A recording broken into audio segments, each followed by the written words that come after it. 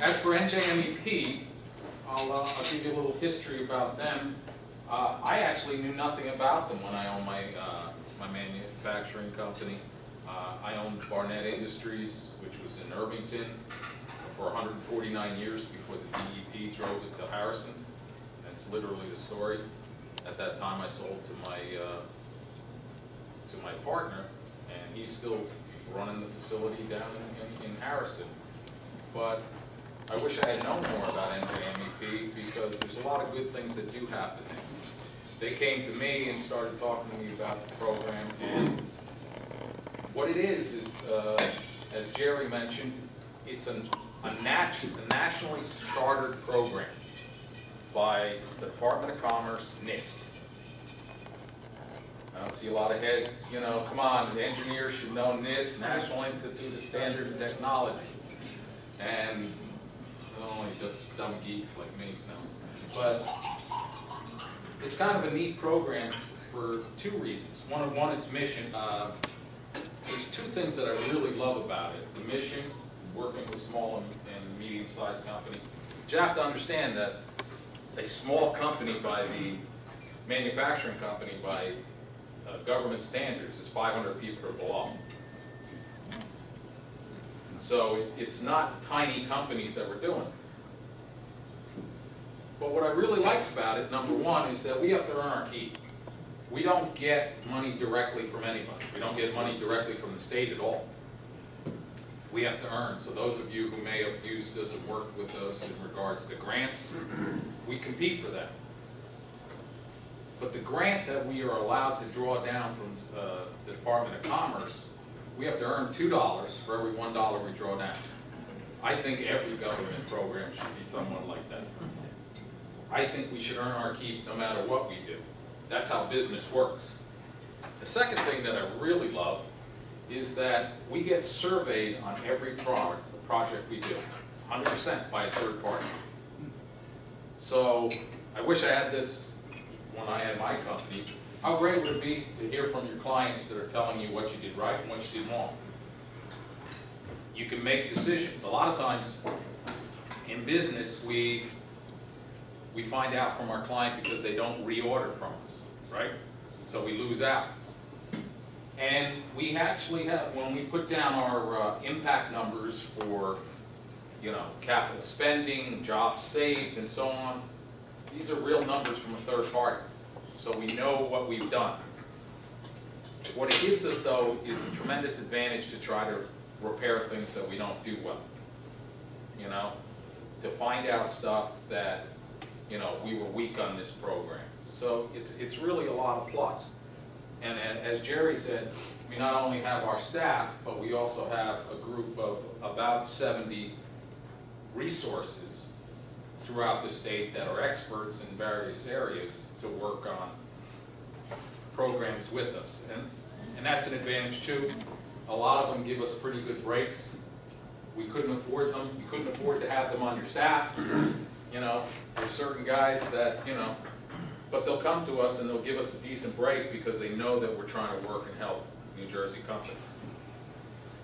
In New Jersey, by our list, there's almost 11,000 manufacturers. And there's another 4,000 companies that do what we call engineering support, logistics, maintenance, service, design, so on. That's 15,000 companies, employ over 400,000 people. But manufacturing's dead. That whole type of thinking scares me. And when Jerry and I were talking about what to say tonight, I gave him the little thing that I had written, and I actually wrote it for a program that I did for Boy Scouts National. As fellow Eagle Scout Ron and I know, Boy Scouts is a pretty cool organization and just developed the STEM program. So I was there to speak about STEM and why these jobs still exist and why they are good for our country. And what I kept hearing from everybody goes, manufacturing's dead. It's gone. And I kept looking at all these lists that have been given out, and I found that On all the lists, the United States sometimes 1, most of the time 2, occasionally number 3 in the world. How the hell is it that? That's the first thing that sort of twisted me about a little bit. I started to wonder. Well, when I was talking to, a lot of you probably don't know that Boy Scouts has something called venturing. Venturing is for 14 to 21-year-old boys and girls. There's over 250,000 young people in the United States that's signed up and involved in venturing. I've been the National Venturing Advisor for the last 5 years. And that's why they brought me down to help kick off this program and talk about it. And what I found, number one, why manufacturing is dead, is that awareness, access. We don't teach kids about manufacturing or STEM jobs. They all want to design games. Why? Because that seems to be the cool thing to do. And as we all know, none of this stuff that we're touching or dealing with or we drove here tonight was manufactured by anybody. It just comes. And from that, I told the story of how I got interested in engineering and manufacturing. And truly, first of all, I had a father, came out of World War II, and he was an engineer by examination, not by degree, because they didn't go back to school. They came and they started families and so on. But he was phenomenal with developing and being able to fix things, come up with ideas. And in his house, you could take apart anything. But the rule was it had to go back together and work. That's the key part. But he used it as a teaching effort to engage us, mainly the boys. My sister, as I told you guys, we shipped her off to California married as soon as we could. Princess in our house. So. But we learned how to do things in a very interesting way. I'd come home from school and my father would hand me a book and it would say, roofing. Well, I knew that weekend we were going to do roofing. So you learned about that. It was cool. You know, we had one of the only Chevy Impalas with a 4-barrel Holley carburetor because he found one in a junkyard and he wanted to teach us about how to do that. And that was a great learning experience. Second thing is Boy Scouts. In 1967, I got engineering merit badge. It was exciting. It was exposure. I was dealing with something. But one of the big kickers is when I was in high school in Madison, New Jersey, even though I wanted to be college prep and I wanted to be an engineer,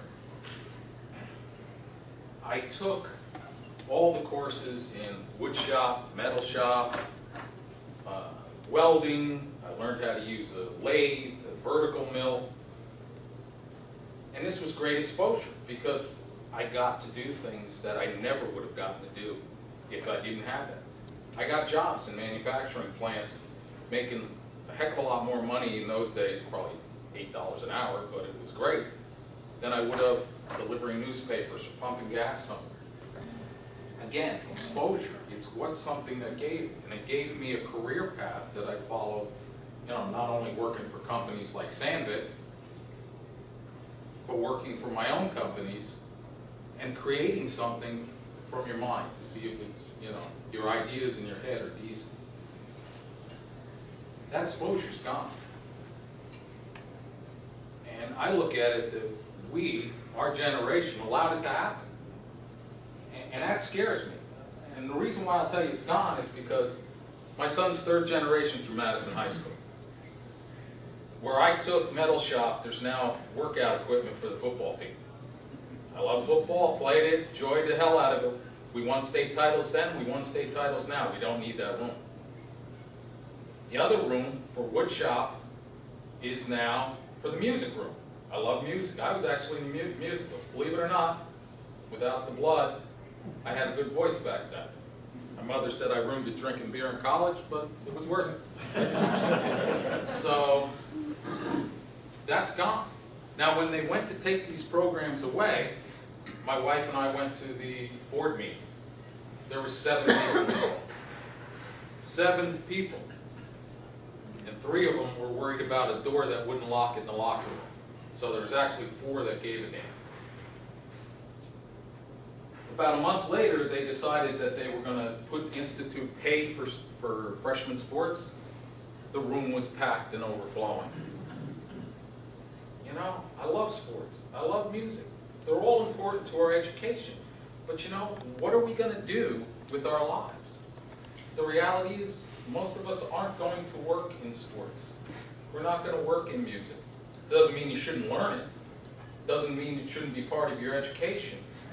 But if we're educating people for the real world, then we need to try to do that. So that started telling me all the way through that manufacturing is dead. And the reason why it's dead is because we're letting it die. I was meeting today with a roundtable down in NJIT, all manufacturers.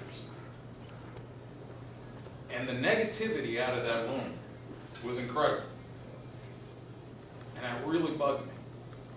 Because the whole mentality is, yeah, we've all got our complaints. We're all worried about taxes. We're all worried about this. We're worried about how is the Affordable Care Act going to reduce us. But we need to re-engage again. We need to get back to some of that stuff, and we need to talk about where we're going to go and how we're going to get there. And I got a room full of people that are in manufacturing. Some of them talking about, they had a banner year. Guy went from 16 million to 24 million. Profit margins increased and stuff like that. And he's sitting there and he's, this is horrible, this is wrong, this is right. You know, this is the projection. And when I said, what about marketing our industry? We do a lousy job marketing our industry. And the answer is, well, you know how us manufacturers and engineers are. We don't like to blow our own horn. That's good, because you know what? Who's going to do it for us? Who's going to talk about it? You going to wait for somebody else? They were really upset because manufacturing got $0 after Sandy in New Jersey. $0.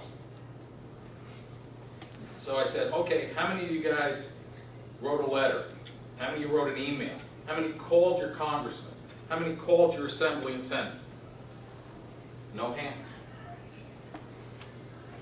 Well, I'll tell you what, the tourism flooded calls to people. But we just expected, you know, we should be taken care of. It's not the way things work. I often look back that when I graduated college, I started working for a company called Coleman Equipment in Irvington. For some reason, I kept going to Irvington. But they farmed out their engineering at $65 an hour. Okay, that was in 1978. Yeah, my lawyer did my first will. Now, all I had was a swing bicycle at the time. But my dad died without a will, and I saw the problems it caused for my mother, so hard-headed Scottish Pollock, I got a will. He charged $85 an hour. Reasonable.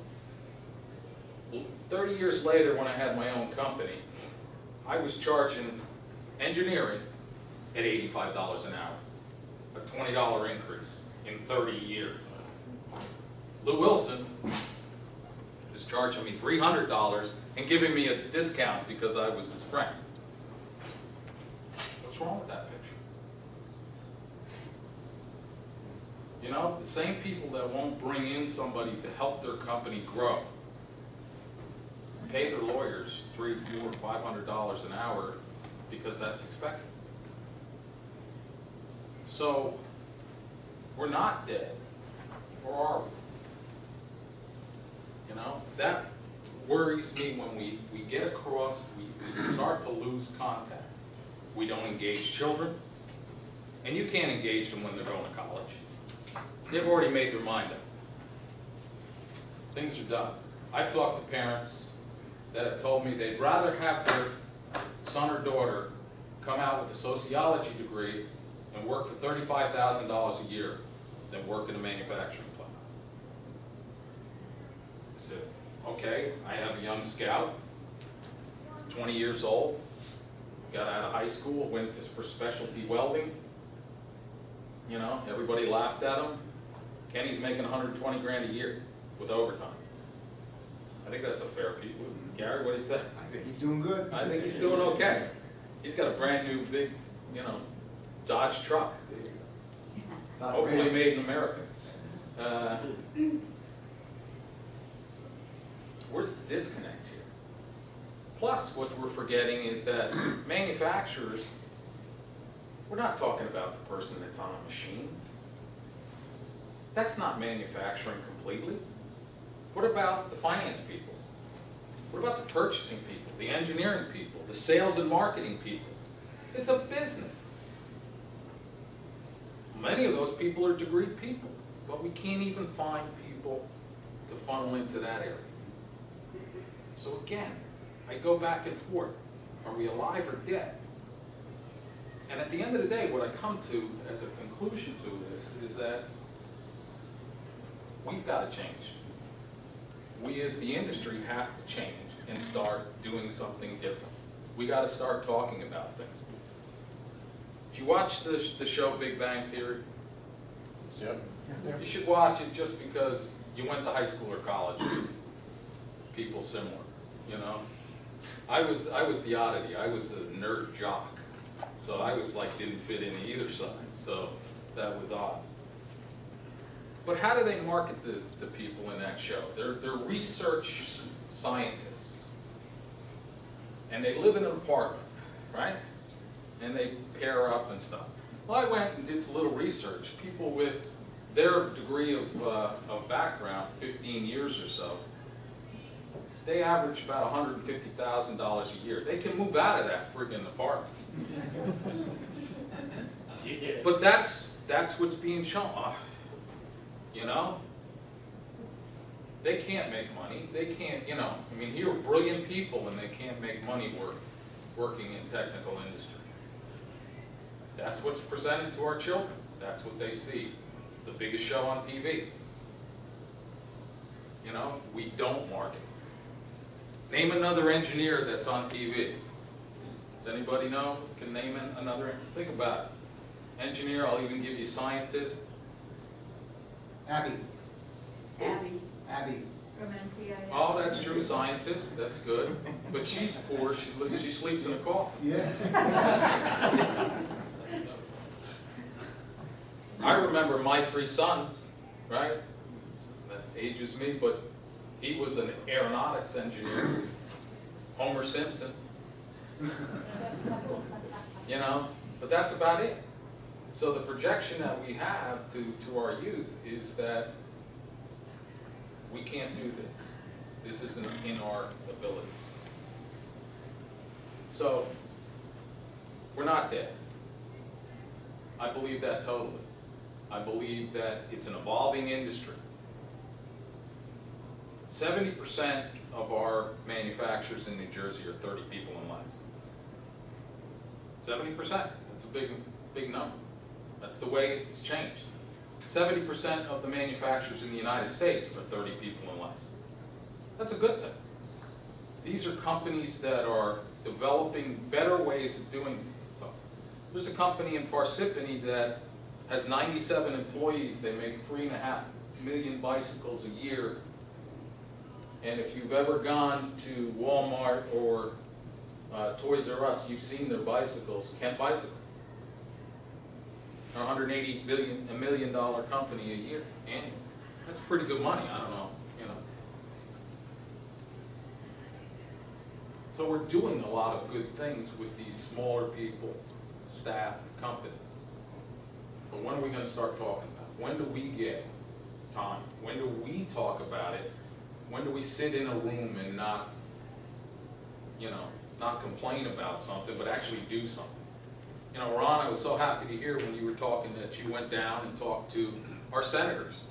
Now, they sort of, it sounded like they might have misled you. I'm not a politician by any stretch of the imagination. But at least you went out and talked to them. That's the one thing I found from this job. Number one, I learned that there should There should be a state law. No engineer should be able to talk to a politician. Should be a state law. Should not be allowed. We don't communicate on the same thing. But I've spent a lot of this year going to meet with our assembly, our senate, our lieutenant governor, our governor, because I think they ought to know about our industry. It's not just about NJMP, about manufacturing and the impact we have. Remember, there was $400,000 jobs? Every one manufacturing job drives 4 more. It's the only industry that has that high of a margin. We have 8.5 million people in this state. 2 million are employed somehow through manufacturing. That ain't bad. And you know what? There's tens of thousands of open jobs. And we did a little mini survey, and we had 1,100 respondees, and we asked them, what are the 3 top things that give you grief and keep you up at night? Number 1 was staffing. And we said, okay. The second question that went back to them was, okay, staffing, what position are you missing out on the most? Now, I'll tell you what I thought they were going to say is CNC people, you know, computerized machine. Now, that's what I thought. Anybody want to hazard a guess what it was? Supply chain. Finance. Yeah. Engineering. Engineering, which there is a dearth of engineering. Technical sales. Number 1, it came out constantly. Technical salespeople, technical salespeople. They can find salespeople, but they can't find people that have some type of technical background. I mean, there's nothing wrong with selling at Macy's. There's a talent to that, and there's a need for that. But it's not interchangeable. But that's number 1 on the hit parade. So if we can't find the people to sell something, we certainly can't make more. So long term, we need to start reviewing and reworking our industry. And it starts with groups like APICS. I was a member a long time ago of APICS. I'm not sure which chapter, but, you know, not 30 years ago. You know, by the way, he married his wife at 9 years old. I don't think that was legal, but I'm not going to judge. But we need groups like APICS. And I know you struggle sometimes with membership, but we need you. We need groups like ASME or IIIE. We've got to drive the industry. And we've got to change the industry. We've got to change the mentality. And that, again, comes with you guys. You know, John Kennedy going down to Trenton and trying to talk to people isn't going to get it done. I'm telling you right now. Nosebleeds or not, it's not going to happen. We've got to be loud and proud. We've got to market what we do and how we do it and how we do it better than anybody else. I'm not worried about China or anything else. China has their own issues, to be honest with you. I have a friend who owns a company who moved it to China. All his manufacturing, because of the pricing. Now it's killing him, because wages have increased. They pushed a lot of people to go to engineering school. Well, those engineers don't want to work on the shop floor. That's not what they went to school for. So they'll take less wages to work at a desk. Transportation costs are now going through the roof in some parts of the country, world. Here in the United States, they're pretty stable. So I'm not worried about China. I'm worried about us. You know, and as Jerry just mentioned, supply chain, that's what New Jersey is. We're a supply chain state. So let's stick to the knitting, let's get some things done, let's work on that marketing. It's all about marketing. It's all about selling. My mom used to say, self-praise stinks. So that's what I grew up with. If I ever bragged, first of all, she'd give me that swat, which I know is against the law now, but not in her mind. Secondly, she was very much against that, but later on in life, I played for a coach in Madison that was, at the time, legendary. He won like 15 state titles in 20 years, Ted Monica. And Ted